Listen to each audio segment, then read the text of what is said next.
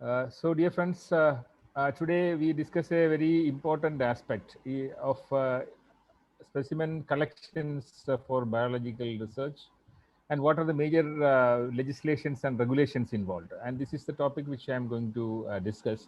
And I am sure that this is a global audience. The regulations and legislations vary between country to country. So I will start discussing about some of the global issues and why this kind of a regulation in collection. So collection is one of the essential things as far as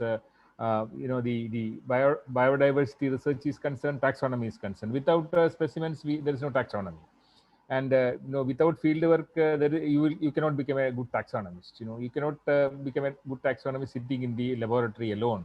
And also the pleasure which you get and the passion you get towards the animals, their living styles or biology or behavior, everything is connected, especially when you build up from alpha taxonomy to beta and gamma. This kind of an involvement is very much necessary. So specimens are most important in any kind of taxonomic research, any kind of biodiversity research.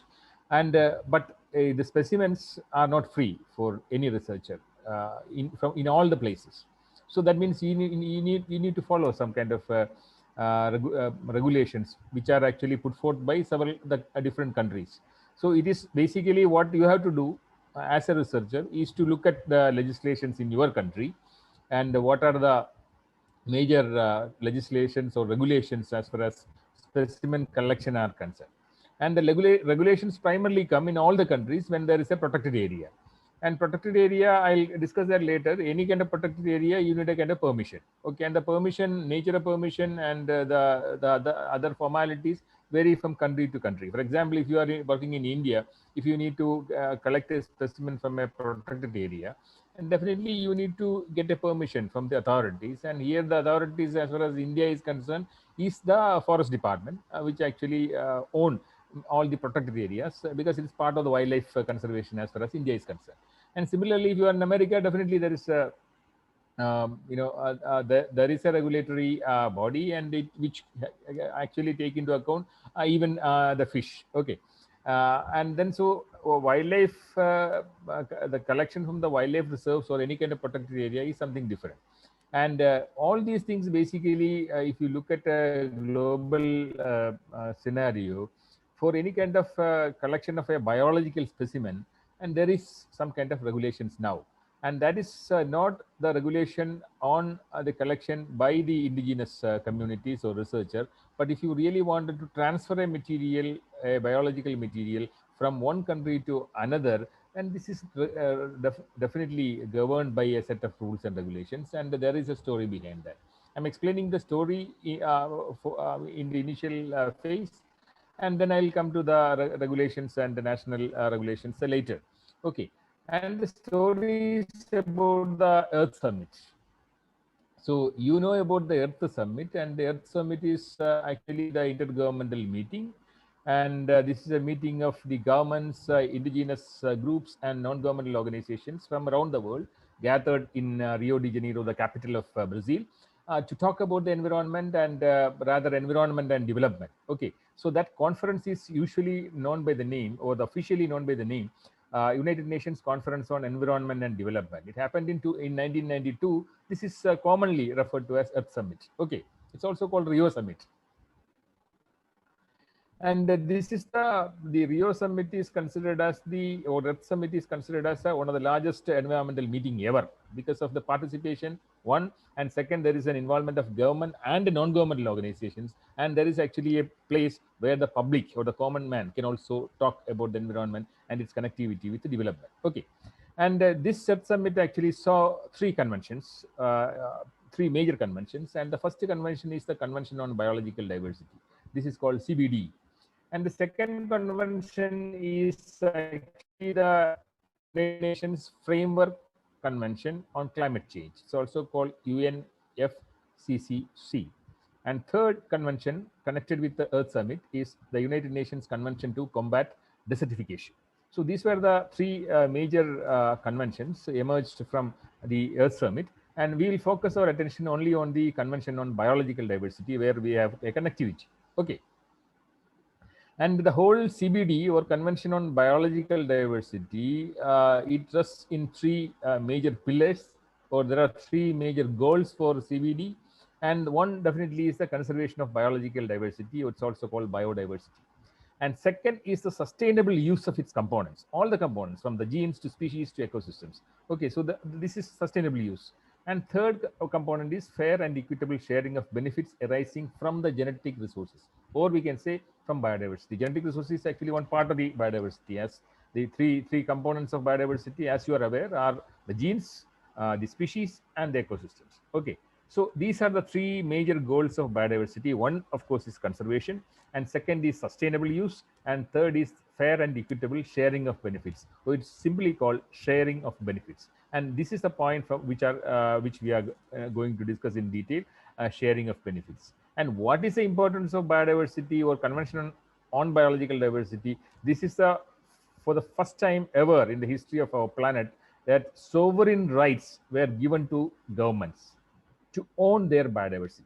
That means if India has n number of species, and India has the sovereign right over that resources, the genetic resources, the biological resources, all the connected, three levels of biodiversity. That means the sovereign right. Every country has a sovereign right. If you are from Brazil, and then definitely there are some mega biodiversity countries, including India, Brazil, Peru, Chile, all these countries, and they have innumerable number of species, or they are the mega biodiversity countries, and they have the sovereign right. That means even if you wanted to take a material outside, you need permissions, and the permissions actually start coming in after the CBD came into existence, or the different nations or the so-called states signed a convention on biological diversity. Okay, so these three pillars are important when we discuss about the convention on biological diversity. And all the third world countries or the developing countries consider CBD as one of the important, the prime, the conventions as far as the biological diversity is concerned, because it gives them all right, full right, or sovereign right to own the genetic resources or the biological resources. And that is a plus point with the many of the developing countries where the biodiversity is so high. Okay, so the main purpose of CBD is that CBD is an overarching set of uh, proposals, and where the countries, respective countries, has to form their own legislation in order to make or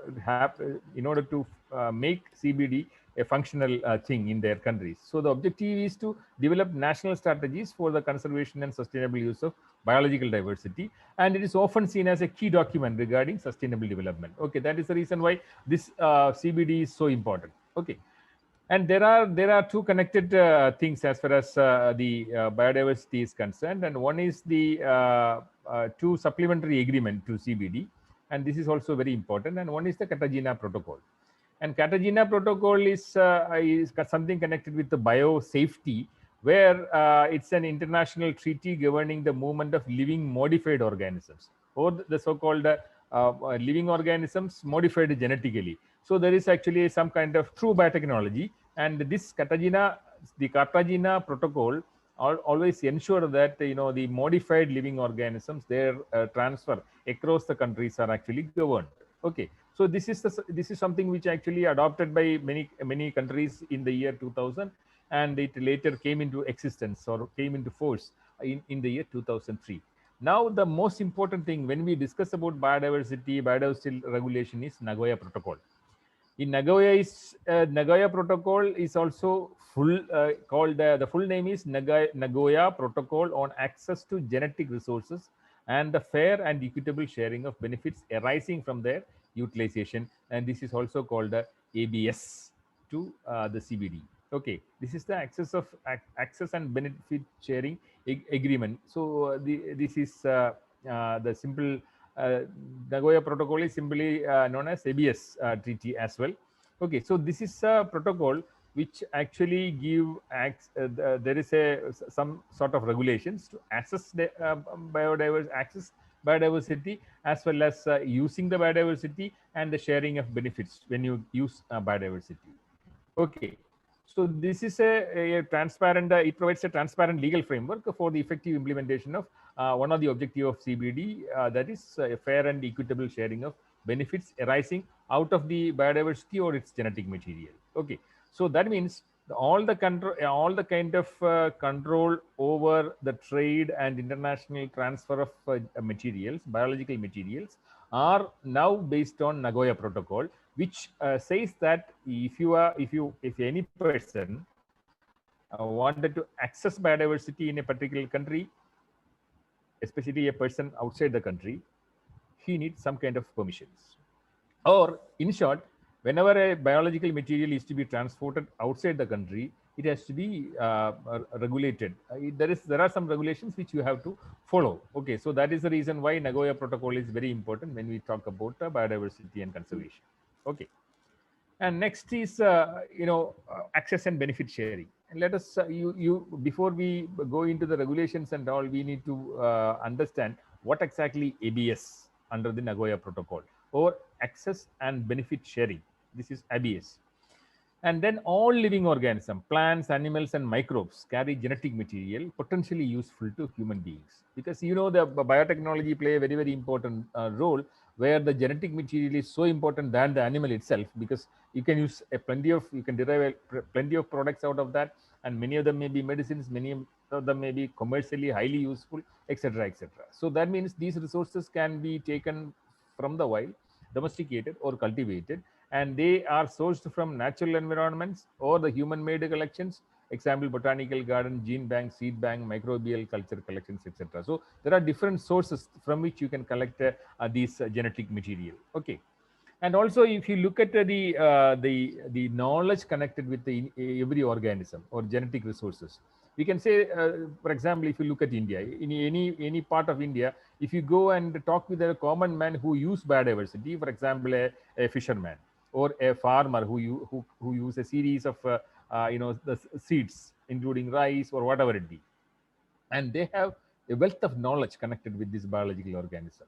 So this is called the traditional knowledge. So that means this is all the living organism genetic material may have a connection with the traditional wisdom, and that means a lot of knowledge may be associated with the biodiversity or biological resources. Oh, the value of this knowledge must be understood and recognized by those who use it. For example, there are many people who uh, possess this kind of a traditional knowledge, particularly the tribal communities or the people who handle the so-called the users of biodiversity. They have knowledge. So if you are using their knowledge and making a product out of that, it is the responsibility of you to share the benefits with them. So this is as simple as that. So that means it's essential that the rights of the indigenous and local communities are recognized and considered during the access and benefit sharing and negotiation. So traditional knowledge is also connected with the biological resources. So when we think about ABS, it refers to a way in which the genetic resources may be accessed, and their benefits, if you derive some benefits out of the genetic material or the biodiversity or a living organism, and you should know the how it should be shared with the people using it or the countries using it, etc., etc. So that means these are the providers. For example, if the genetic material is there in India, and then many people know multiple uses of that, and then you are actually using that material to produce a product, and then you are bound to give the benefit back to the communities. Okay, so it is actually this ABS, or access and benefit sharing mechanism, work based on one broader principle, that is prior informed consent. Okay, that means if you are collecting the information for the biological material from a local person or a biodiversity user, you should actually inform him before you are actually collecting the information or collecting the material. That means you should have a written document to collect the material. This is called the prior informed consent, or PIC. Okay, and that should be actually provided by the user. And then you have to negotiate with them on a mutually agreed terms. This is called MAT.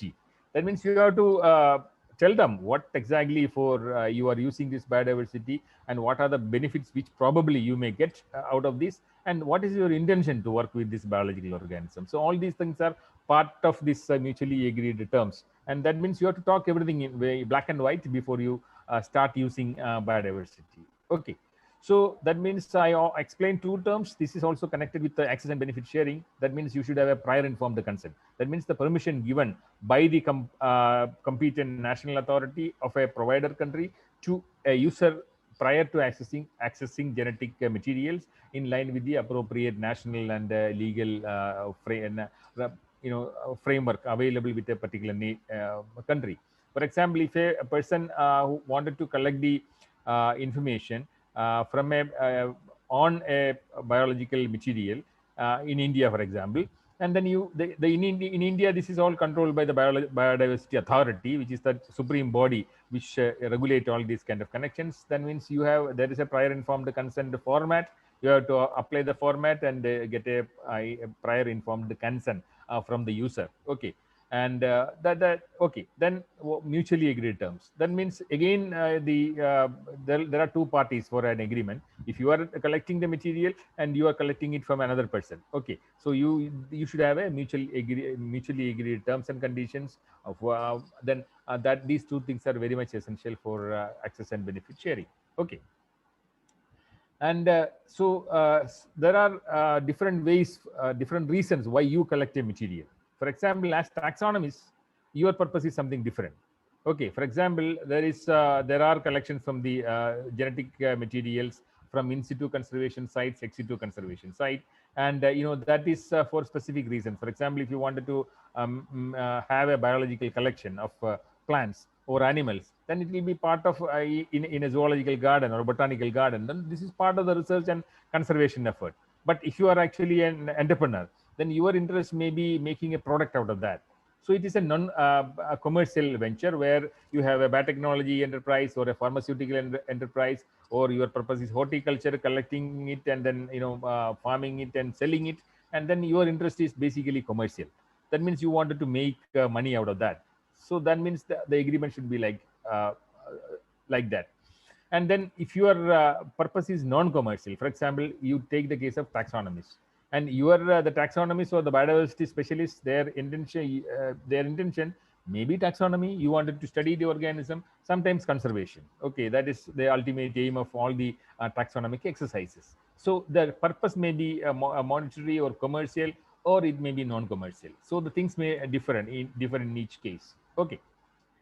So coming back, so I explained so far three important things. One, the origin, the synthesis of this kind of a legislation all started with a series of discussions which ultimately culminated in Earth Summit, where there is a major agreement called Convention on Biological Diversity. It rests in three pillars, as I told you. One is conservation, second is sustainable use, and the third is sharing of benefits. These are no issue. Conservation, sustainable use, and sharing of benefits always involve a third party. So that means you should have some kind of an agreement. Already I told you.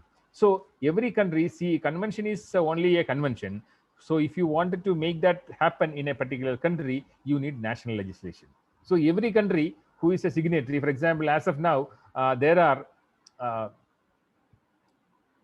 about 196 states who actually are parties. That means they have all signed 196 states. They signed this agreement with the United Nations and with the CBD, and they are all parties to the convention. Okay, and there are few countries there are few countries here and there where who are signed but not ratified. For example, you look at the North America example. They signed, not ratified so far. And there are few smaller countries in the world, particularly in the Middle East, who have not signed it. Otherwise, majority of the countries in the world, they are parties to the Convention on Biological Diversity. That means throughout the world, or major countries in the world, their specimen transport across the national boundaries are actually controlled by some kind of a regulation.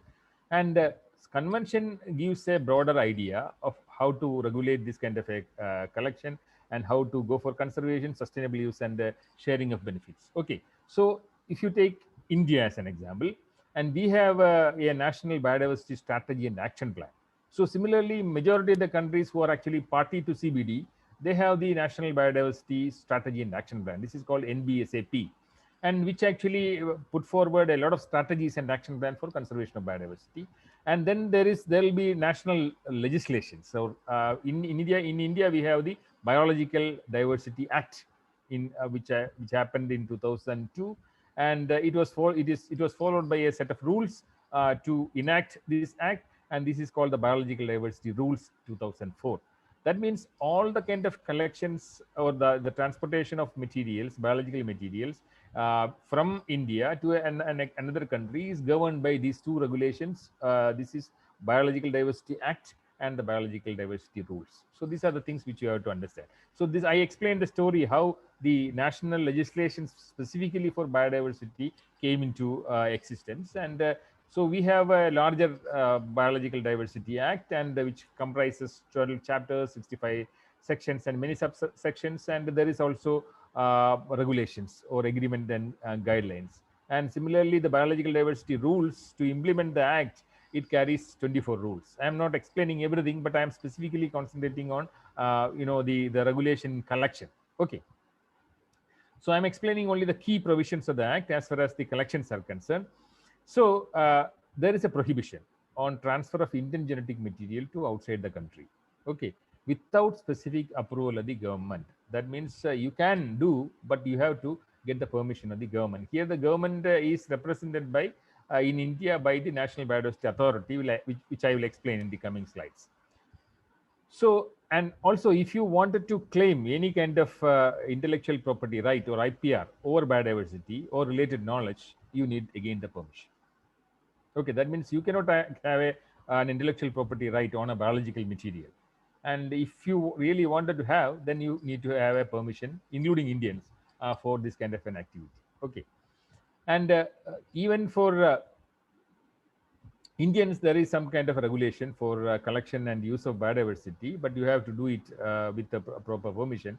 And but at the same time, local communities who are actually using biodiversity, and they are exempted from this kind of a restriction. For example, a traditional Vaidya or the traditional healer, if you want to, he wanted to collect the medicinal plants from to make a living out of that, there is no restriction. A fisherman, a traditional fisherman, who is actually making a living out of fishing, and then he need not have such a kind of a permission. Okay, but if you really wanted to have a collection of a commercial material, and then you need some kind of a permission.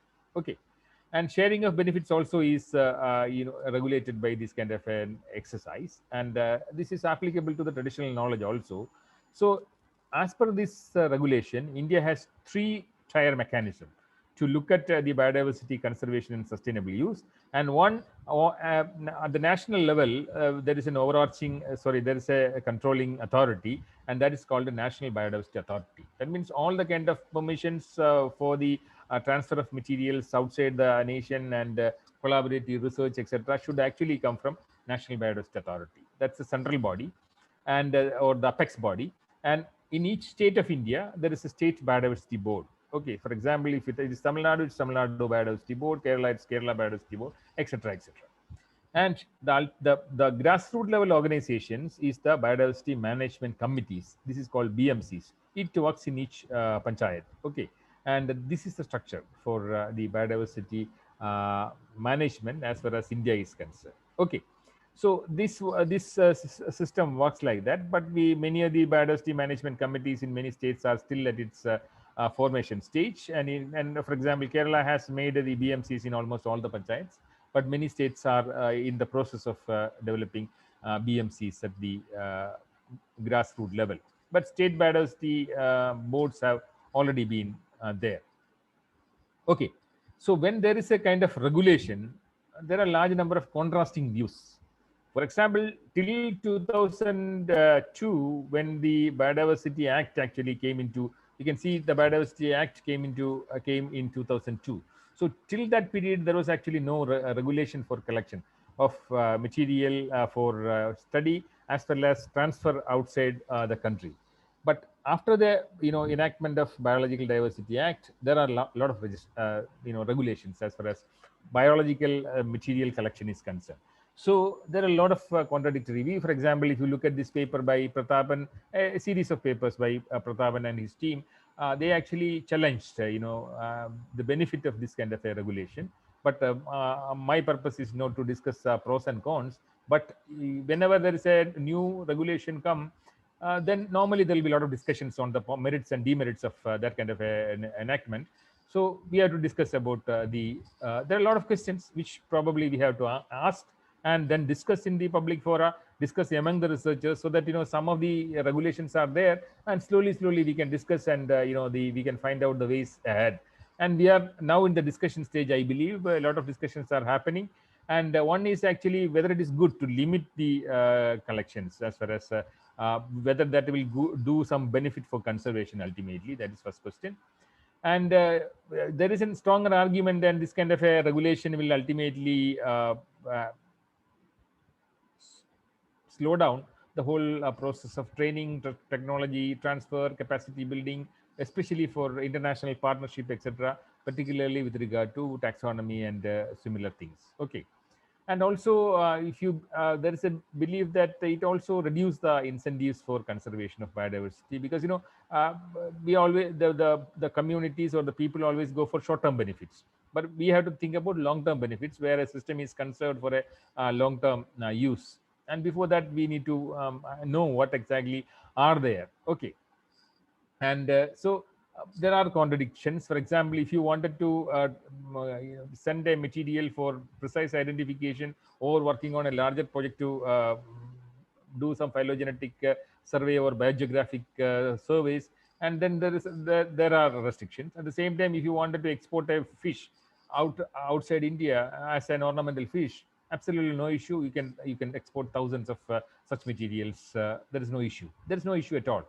Any fish, because this is a tradable product, a product of commerce, where there is absolutely no regulation even for the export of live materials. So this kind of a contradiction is already there.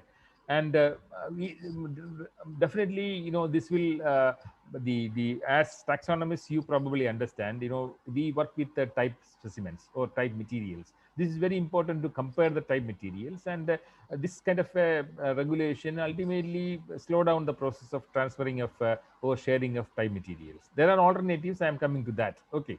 Because if there is we have to make a way out.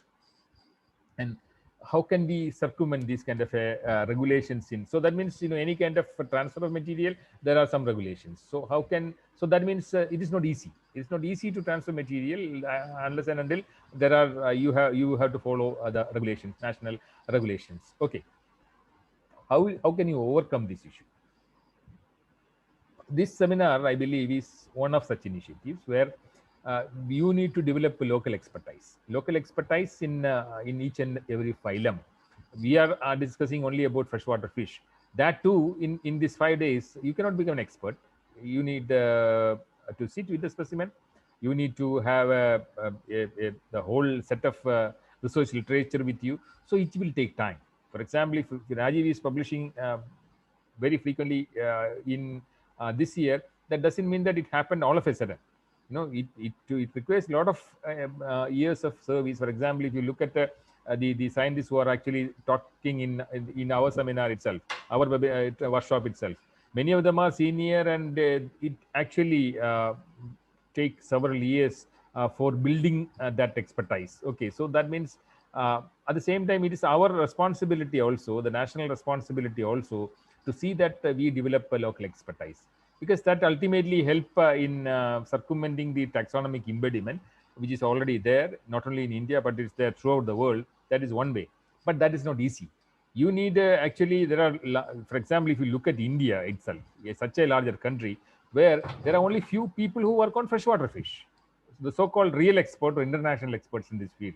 That means there are many. If you look at marine fish, there are only few, very few. Then, because if you look at the diversity or the of this taxa, then we have very little number of people. We have some specialists in certain groups, not a larger number of people available in India. Okay, so we can circumvent this only through networking. So this is a platform for networking. Many people in different part of the world who are working in it, and then you can start slowly building the confidence and building the trust with each other, and then you can develop this kind of an exercise. And there are ways out. For example, if you really wanted to transfer the materials, and then one way is to develop an MOU and research collaboration with an institution. and slowly build up the taxonomic expertise as well as develop local expertise. This is one way which I will suggest. And the second, of course, is developing this partnership and building that partnership broader and broader, so that the local expertise can be developed in a longer period of time. And then finally you go for legal permissions. If you really wanted to see that this material transfer is urgent or it is inevitable part of your research work, and then go for legal permission and get it. And then let me discuss the ways ahead. Okay. So if for example, if you are in India and if you wanted to, and I think this is a similar legislation in many of the developing countries. I know about Brazil, I know about many of the Costa Rica, all these countries, where biodiversity rich countries, they follow the similar kind of regulations. Okay. That means if you, the National Biodiversity Authority is the supreme body, I told you, which actually control this kind of a transfer, or give the permission for any kind of regulate access to biological resources, associated knowledge for research, biosurvey and bioutilization, commercial utilization, obtaining intellectual property rights, transfer of results of research, and transfer of access to biological resources. So if you follow this link, or just go to the website of National Biodiversity Authority of India, and then you will get the formalities for getting the permission to transfer the material for your research. Okay. And there are different kind of permissions available. And for example, if a foreigner wants to access Indian biological resource, and then there is, okay, so there is one category of obligation. For example, form 1, for example, access of biological resources occurring in or obtained from India, and associated traditional knowledge for research, commercial utilization, biosurvey, or bioutilization. Okay. And non-Indian, NRI, or any kind of foreign entry, there is actually a form. They have to deposit 10,000 Indian rupees, and then they have to apply in the format. You go to the website, you can download the form either in Word format or PDF format. Then you can fill in the details and upload. Okay, so that is one method, or one kind of a permission. That's actually the permission given for foreign nationals if they apply directly to Indian system. Okay. I'm not explaining the collections for trade, which is not important here. And even if you wanted to transfer the result, but I don't think that that kind of an explanation is applicable to taxonomy, because this is anything which is related with the making a product out of the material. Then only this will apply. So if you wanted to transfer the research of the research result, which ultimately may lead to the production of some materials of commercial importance, and then you have to apply in form 2. That is a procedure with rupees 5,000 as a deposit. Okay. And if you wanted to apply for the intellectual property right, then of a material available from India, even if you are an Indian, then you have to apply in form 3. Okay. And if you these are the things which you have to keep in mind if you are a taxonomist and biodiversity expert, and then you wanted to develop an intellectual property right out of a biological material, then you have to get the permission rather than getting into complicated affairs in a later stage. Okay. And if you wanted to actually transfer a biological material which is assessed by a third party, okay, or another party, then also you need a kind of permission which is in you have to apply in form 4. And for example, this is the area where you have to concentrate conducting non-commercial research or research for emergency purpose outside India by an Indian researcher. Then also, if you wanted to actually do some research actually with the using Indian material, for example, a student studying in India, he wanted to collect the Indian material and work or do research outside India, then you have to again go for form B, download this and apply with all the guidelines are available there. Because if I start explaining it, then it need several hours to complete that kind of a description. So these are the categories where you have to actually do.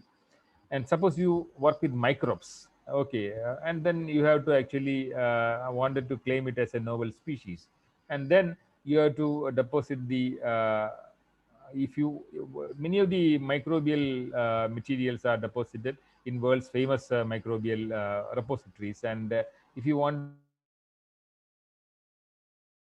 to a microbe in a foreign repository, and then you have to again apply. This is happening in many areas. This is happening, and I know that from the members of the Biodiversity Authority, this committee who actually grant this kind of a permission, and largest number of applications are coming with regard to microorganisms. Okay, fine.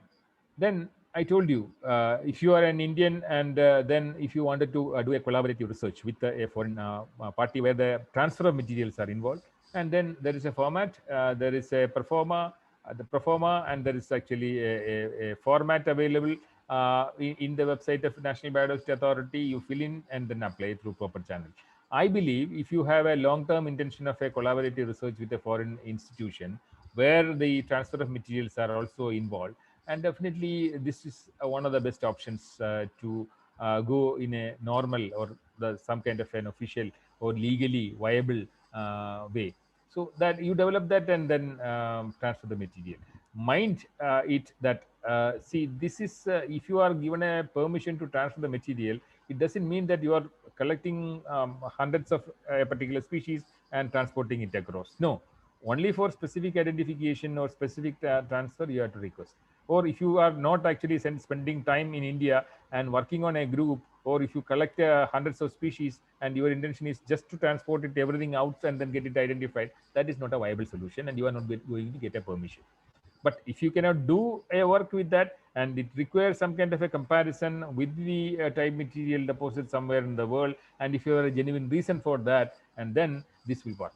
Okay, so that is it. That means hundreds of materials collected and immediately transported just for identification. You don't want to take any effort of identifying it in your own place, then this will create a lot of issues. Okay, that means that is not a viable proposition. So that means every researcher in India should do some homework.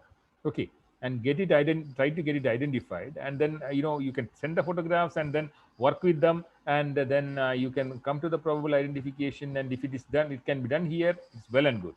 And if the material is outside, and if you really wanted to compare the material because it's not then definitely you can write to Biodiversity Authority and get the permission. This is the way the things work. Okay, this is a performer. I'm not explaining it for collaborative research, and then you need to apply it, and then there is a committee who look into that, and that the committee is represented primarily by taxonomists also, so they can judiciously judge the merit of your proposal, and they give sanction, and that way it can be worked out.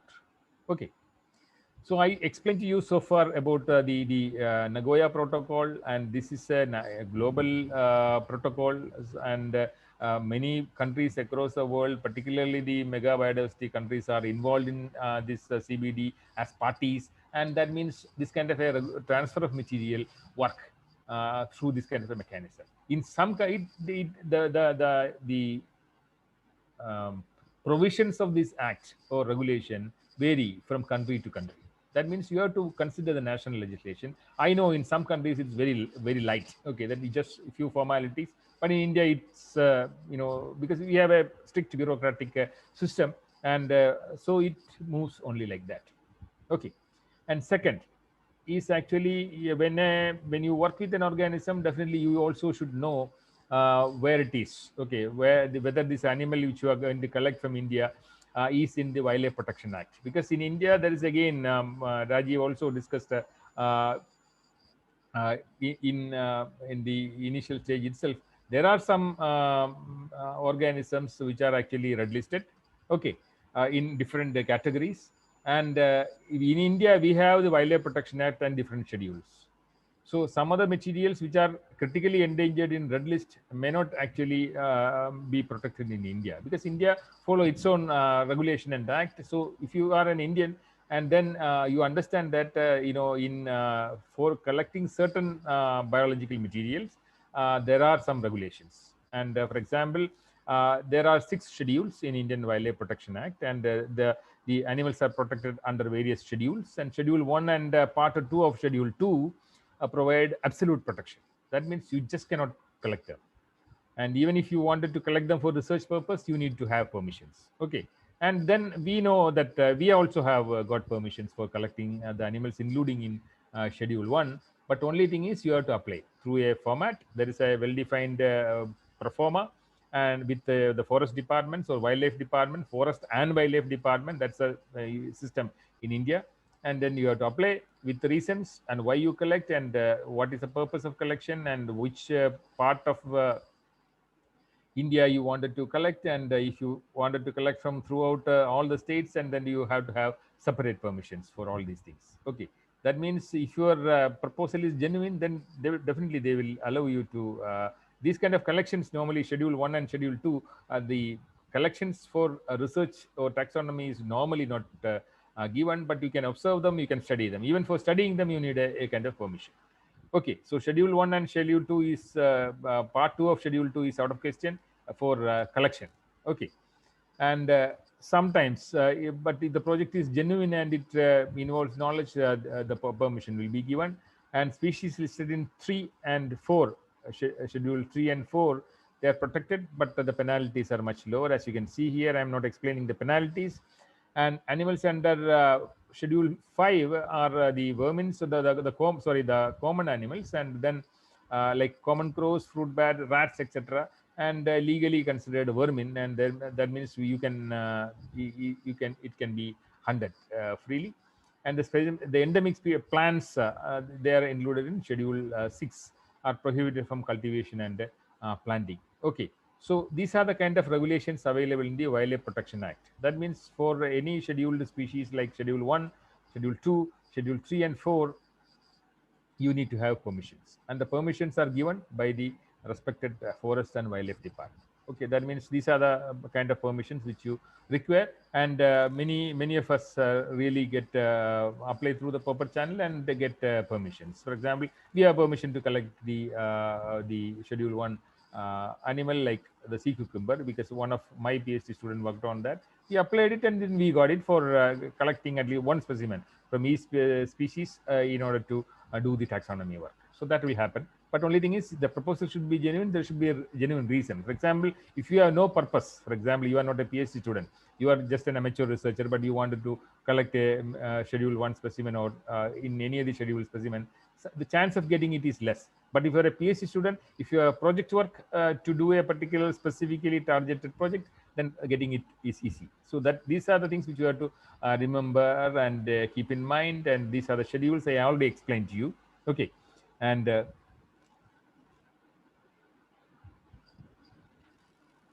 if you look at the marine species which are actually protected in the Wildlife Protection Act, I'll just quickly go through that. Schedule 1, all these reef building corals and scleractinians, or the hard corals, all the hard corals, all the soft corals, they are all included in the Schedule 1 of the Wildlife Protection Act. And the organ pipe coral is in this list, and all the fire corals are in this list, and all the sea fans, or all the gorgonians are in this list.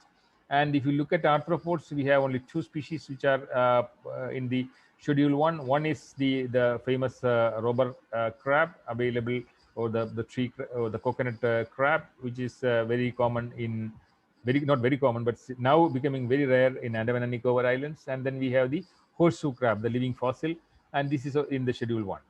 And then we have all the sponges, calcareous sponges, in the Schedule 3, where you need a kind of permission to work on this specimen. And we have a number of mollusks in the Schedule 1. I'm not explaining that. These are the mollusks, including Crassus cornuta to Nautilus pompilus. All these, as you can see from the photographs, they're all ornamental. They're highly traded materials. That is why they are in the Schedule 1. And Schedule 4 also, we have 15 species in Indian Wildlife Protection Act. And all the sea cucumbers in the Echinodermata, phylum Echinodermata, or the class Holothuroidea, they're all in the Schedule 1 of the Wildlife Protection Act. And there are few marine and freshwater species also in the Schedule 1, and including some selected species of shark, the whale shark, and the sawfish, and selected including the Gangetic shark, the Glyphis gangeticus, freshwater species, and then the other common species as you see in the photographs. I'm not explaining that because of lack of time. And then the one fish which is one group of fishes in the schedule 1 is seahorse and pipe fishes, all the pipe fishes and seahorses, even though there are disputes whether all the pipe fishes are really threatened, etc. But seahorses are, because of trade, they are all in the scheduled 1. And also if you seal them in other protection systems internationally, including CITES. Okay. And schedule 1, we have the giant grouper, which is a scheduled species, and all the marine turtles are in the schedule 1.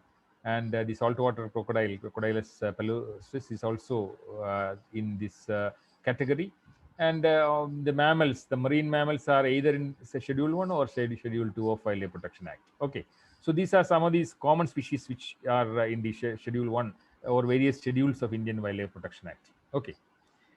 Then there are some regulations, particularly in the trade of the species which are listed in CITES. CITES, as you are aware, is the Convention on International Trade in Endangered Species of Wild Flora and Fauna. And here, this is again the trade of all the animals which are appended in this system is regulated. Their trade is regulated. Okay, that means even for trade purpose, I told you earlier, you can trade many of the living organisms, either they are, whether they are threatened or not, it is not the issue, but it can be traded. Okay. And but trade is regulated with regard to some of the species which is not directly involved with the taxonomy. But yes, if you are actually transporting a material or trading a material which involve CITES listed specimens, then definitely it has to be kept in mind. Okay. So what is the thing? So that means India is also a signatory. Many countries are signatory to CITES, and so they're all parties. Okay, so that means the trade of all these organisms, which are actually listed in appendices, this is actually controlled. For example, there are two important appendices. Appendix 1, it includes species threatened with extinction. Okay, so they look into the IUCN red list category, and the species threatened with extinction, they are in the appendix 1. There is an assessment committee which will assess to include the species in appendix 1 or exclude it, etc., etc. So trade in the specimens of these species is permitted only in exceptional circumstances. Okay, wherever it is inevitable in some cases. For example, some cases of transfer of material for some museums where it is essential, and then in these cases it is permitted. Otherwise it is not actually given permission to trade any of these materials in appendix 1. Appendix 2 includes species not necessarily threatened with extinction, but in which trade must be controlled in order to avoid utilization and sustainable utilization. So the species not in the immediate scope of extinction, but in their trade may ultimately put them in danger. That is in appendix 2. So these kind of regulations and listings are periodically updated. That also you have to remember. If you see a particular animal in appendix 2, it may appear in appendix 1 in the next assessment. So it may vary. So that means you have to remain updated in all these regulations. Remember, all these regulations, when you look into the national legislation, you will see the amendments and they remain updated. Okay, so that means ignorance of law, it is not justifiable, and as the legal parlor says. So that means you have to remain updated in with the recent developments in the law. Appendix 3 in the CITES is contains species that are protected in one country but is not protected in other country. So that means there should be some kind of a mutual discussion before you start exporting this material. For example, a material which is not protected in India, but at the same time in the neighboring country it is protected, and then definitely there should be some kind of a control over the trade. So this is something about CITES, which if you really wanted to transfer the material, you also see that these materials follow the CITES regulations also. Okay. Another thing, there are series of discussions coming on museums and repositories, and I am not discussing in detail about that. But the only point which I wanted to mention here, especially in the context of Indian research or the research in many of the Asian countries, is that one of the major issues with the taxonomy in India is that you saw a material or you will not saw, and you put them in the classified list and put them in the paper, describe in the paper, but there will not be any comparable material because there is no the voucher specimens available. So make it a point, especially the young researchers in this group, make it a point that whenever you are doing research or taxonomic research with a particular taxa, you make it a point that all the materials you describe may be deposited in at least in your own laboratory, so that somebody else can have a look at it. Okay, when you publish the material and some reviewers question that this is not the identification and this is wrong and this species may not exist here, or it may even be a new species, and unfortunately there is no reference material available. So that is the reason why the museums are so important. You can either deposit in your museum so that it can be retrieved back for any kind of analysis, or you have to deposit the material in a national repository, which is also the National Biodiversity Authority has listed repositories, but nothing to do with taxonomic research. If you wanted to publish a paper, a new species or a new record, whatever it be, you should actually deposit the material in some other repositories. And the International Code for Zoological Nomenclature did not actually specify. Only thing they specify is that you have to deposit in a material and get a registration number. Okay, and then that should be done. And this is one of the major handicap. You make it a habit, the young researchers in this group, whichever rare specimen or whichever specimen you describe in a paper, even as a list, then try to have a material in your laboratory so that it will be a reference material for many in the years to come. Okay, and also if you have a material there, because the ecosystems are changing so fast, and that means a particular, for example, people working with the Western Ghats or any of the river systems probably are aware that one day you go to a first order stream or second order stream, and after a few years when you go there, you will not see anything, because that is a pace at which the habitats are changing because of human interventions, because of climate change, etc. So this may become a material in a local museum, in a local, in your college or in your university. It may be a reference material. It may be of local. It may have a predictive value as far as ecosystem changes are concerned. So that means all these kind of exercise. Then you may start as a researcher, and then you may start slowly build up as a good researcher, and then you qualify as a national expert in a particular group. And then if you wanted to look back at the specimen and you wanted to transfer yourself from alpha taxonomy to beta and gamma, and then you wanted to expand your research from the alpha, beta to gamma biodiversity studies, and then the phylogeny is involved. So make it a point that you have a reference material. Sometimes one collection, one material may not be available for subsequent collections. So all these things show an important the importance of a museum collection. So the researchers, these are the the proof. So this is also connected with the not connected with any legislation, but remember this is a something to do with the ethics in research. You have to have a material back in your in museum to show that this whatever you did is correct, and if it has to be verified, and then it has to be there in your museum or laboratory. Okay, and so that means without museums and repositories, there cannot be growth of taxonomy and biodiversity science. This is very important. I'm not discussing it at a detail, primarily because we have specific talks on this subject. Okay, and also you have to have a know the difference between museums, depository, and repository. And museum is something which is not just for fish. That is the only thing you have to remember. It can be a showcase for artifacts connected with artistic, cultural, historical, or scientific importance. Anything can be. All these things may come in a museum. That means museum is not just for your biological specimen alone. That is one thing. It may be a permanent structure, a permanent exhibit, or it can be a temporary exhibit. Sometimes they open a special exhibition for some season and close it down. So sometimes it may be a cultural exhibition happening. All these things are part of museum. So it's a larger umbrella. And repository is a place where things are stored, usually for safekeeping. And usually the biological specimens are actually kept in a repository where it is kept in a. So Zoological Survey of India, you will not say it as a museum, but it is a repository basically, because they deposit the specimens there for safe keeping for a longer period of time. Depository is only with the difference is that same meaning of a repository, but it is mainly for depositing something. Okay, it can be used for this term can be used for even financial deposits. So these are the various terms, and this is a new terminology. This also you should remember when you think about museums and deposits. That is biorepository.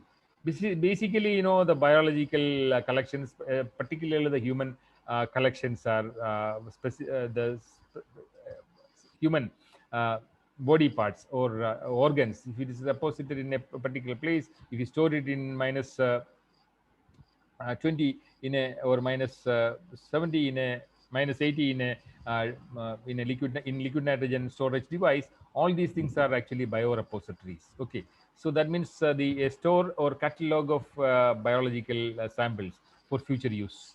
Okay, the biobank is also similar concept where you store biological material associate, and where you wanted to take the information back in a later stage. All these things are biorepositories. So normally zoological collections are not part of that. Primarily it involve all the biological materials, but primarily connected with the human sample collections. Okay, and the Biological Diversity Act also clearly specify the need for a repository, okay, where you can store the specimens. That means if you are a fish researcher, when you describe a species, you have to deposit in a national repository, or it can be even your museum, but you should have an accession number, and which should be given in the paper. That's the thing which you have to remember. Okay, and before I conclude, because my time is over, so before we conclude, when you look at the future of taxonomy, there are the positives and negatives. And positive side, which I saw, is that there is a renewed interest in working with the biological specimens and the taxonomy. And but at the same time, there are some limitations. For example, a person with a PhD degree in taxonomy, when you apply for a national position in a leading university or a research institution, even now, Dr. Rajiv has examples, and many of the seniors attending this seminar may also have an example, and they consider that it is not a cutting edge science. It's not the supreme science, because the modern world or biological science demand that, life science demands that. That kind of an argument is still there, but it is our responsibility also, to advertise and to campaign that this is not a, just like what Peter said in the morning, we have to actually become the ambassadors to tell the policymakers and other uh, the topmost, the so-called cutting edge scientists, that this is also very important. And you can also do a lot of modern science with this kind of taxonomy research, if you put integrative taxonomy as a tool, which will be discussed in the coming classes as well. Okay, so taxonomy is now identified as a fundamental science discipline, and with taxonomic impediment and global taxonomic initiative, to overcome that, there is global taxonomic initiatives, but these all these facilities are less funded, I should admit. And at the same time, a lot of citizen scientists are involved in that. That is a positive sign. The common man, the amateurs are involved in that, and they are contributing also, assisting also the biodiversity scientists. And in future, that will actually create a lot of momentum, I believe, when the common men are also involved along with you as a taxonomist, as a biodiversity specialist, and they are contributing data, and then the public involvement in taxonomy and biodiversity will increase. And that is a positive side which I am looking forward. And then there is also a responsibility rest with the taxonomists, rather than describing a species, because the conservation scientists in the modern world think something different. For example, there's a strong argument that you need not identify every species at the species level, but what you have to understand is that how much diversity exists in an area. Okay, that is that kind of an argument is coming up, because identifying each species precisely is not important, but identifying the diversity in a area is so important. Diversity in the sense that how much organisms are there. That means realizing the importance or the ecosystem value and service of a system is also important. All these things need actually the support of taxonomists, and that is the reason why the taxonomists are so important. So that means there is a lot of information exchange that is happening now, even with the new normal, and that kind of a networking and that kind of a coordination will ultimately, and outreach campaigns will ultimately flag the taxonomy research in the future. And that means this kind of an exercise and this kind of a platform is an ideal milieu for that. and with that we can definitely improve. So that means each and every participant here, you should be the the flag bearers of taxonomy, and tell the other people that this is also very important branch of science, and we have to actually survive in the planet with this promoting this science, because we all started as human beings looking at the surroundings with basic taxonomy. And even if you progress with all the modern taxonomic tools and biotechnology, we need to maintain that, and that should be the mantra of success as far as a successful taxonomic program is concerned. We need good museum to store the materials. We need networking to assess the types. We need to consult good taxonomists. That is something which I always underline. So whenever, rather than publishing in predatory journal, which I think Raji will also discuss, many of the taxonomists in India, what they do is to, particularly at the beginning of their career, you just wanted to see that this is published somewhere. That is should not be the motto. The publishing in good quality journals should be your motto, and publishing in predatory journals or bad journals ultimately will spoil taxonomy. Already it spoiled the taxonomy quite a lot, and that is important. And then promote biodiversity science. Ultimately, whatever you contribute through good research will ultimately help in promoting biodiversity science. Thank you so much.